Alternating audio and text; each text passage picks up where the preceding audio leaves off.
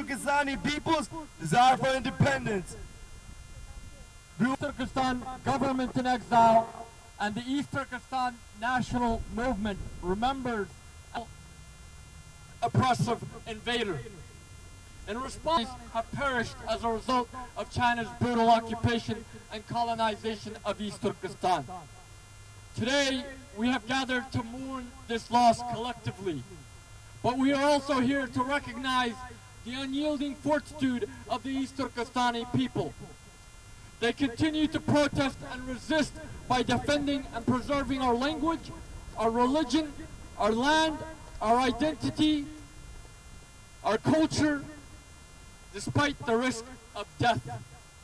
On April 5th, 1990, the people of Baran Township in East Turkestan rose up to protest China's genocidal and colonial policies, which resulted in the forced abortion of hundreds of Uyghur and other Turkic babies in a deliberate effort to reduce Uyghurs and other Turkic peoples were brutally slaughtered over the course of several days. And over 76,600 East Turkestanis were arrested, many of whom were subjected to torturation. Army was dispatched to violently suppress the demonstrations.